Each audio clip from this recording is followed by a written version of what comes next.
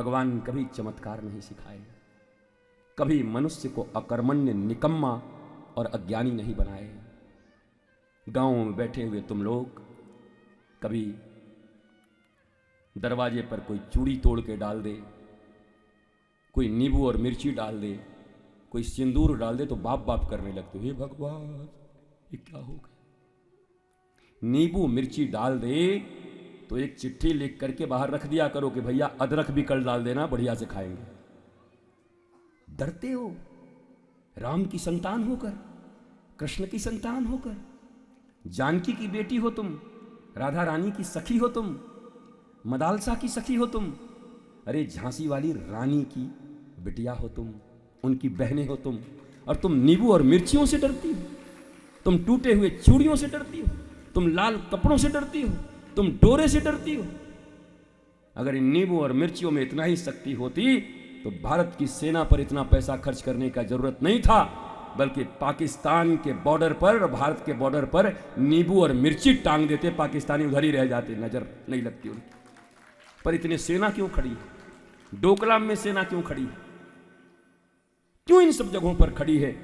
धर्म भय का नाम नहीं है, धर्म निर्भय बनाता है।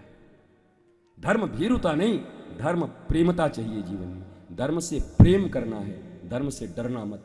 राम डराने के लिए नहीं आए हैं, राम तुम्हें निर्भीक बनाने के लिए आए हैं। कृष्ण डराने के लिए नहीं आए हैं। 6 दिन के हैं और जहर लगा के पूतना आ गई, डर गए भगवान, चली गई पूतना। कितनी पूतनाएं आएंगी और कितनी जाएंगी। अगर तुम भगवान की बेटियां हो, भगवान के बेटे हो, तो ज्ञान में अपनी आस्था रखना, गुरु में आस्था रखना, सत्य में आस्था रखना, प्रेम में आस्था रखना, और यही तुम्हारे जीवन में मुस्कुराहट लाएगा, यही तुम्हारे बच्चों को सिंह की तरह बनाएगा।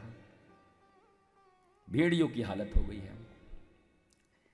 भागवत के 7वें दिन सदा मैं एक कथा सुनाया करता था, और प्राय सभी लोग सुनाते हैं, कि एक शेर का बच्चा बचपन से ही भेड़ों के बीच में पल गया। भेड़ के बच्चों के बीच में शेर का बच्चा। अब लालन पालन उसका वैसे ही हुआ, वो भी मिमियाने लगा, घास भूसा खाने लगा। थोड़ा बड़ा हुआ, जंगल में ले गया था चराने के लिए। एक दिन एक शेर ने अटैक किया, सब भागे तो ये भी भागा। अरे बाप रे, अरे बाप रे, एक शेर देखा ही तो हमारा लगता है ये कहाँ भाग रहा है भाई। तो बोला इन लोगों को छोड़ो, पहले इसी को पकड़ो। पकड़ा उसको, मैं हुजूर हुजूर माई बाप। चुप, हुजूर माई बाप, अबे तू क्यों भाग रहा है? तू तो शेर है। अरे हम भेड़ है भाई, तू शेर है, खाना है तो खा लीजिए, झूठ मत बोलिए। पकड़ के सिंह ले गया एक तालाब के किनारे, नदी के किनारे। झांका, बोला झांक, झांका, दोनों का मुंह मिला। जो परछाई दिखी उसमें मुंह मिलाया तो ये छोटे वाले ने कहा, महाराज आपसे मिलता जुलता है। अरे बोला मिलता जुलता नहीं, तू वही है। नहीं हम तो भेड़ हैं। जब सिंह ने उसको विश्वास दिलाया, उसके स्वरूप का दर्शन कराया, तो बोला क्या हम भी आपकी तरह कुछ कर सकते हैं? बोला रुक, उधर से एक गजराज आ रहा था, हाथी,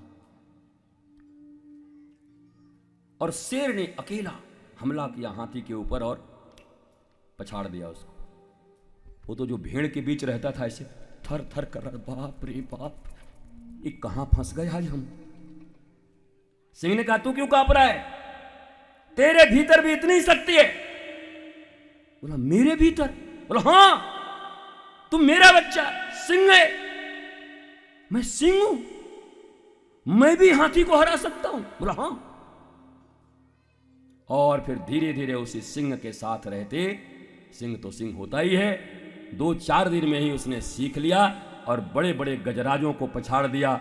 मेरे प्यारों, तुम भी अंग्रेजों की इस दुनिया में रहते हुए, भौतिकवाद की इस दुनिया में रहते हुए, अज्ञानियों की दुनिया में रहते हुए भेड़ों की तरह जी रहे हो। वास्तव में तुम भेड़ नहीं, तुम राम और कृष्ण की संतान शेर की तरह हो इस दुनिया में। सदगुरु कौन है? बोला वही सिंह। और ये दर्शन क्या है? बोला आत्म दर्शन, जो पानी में दर्शन कराया कि तुम भी वही हो।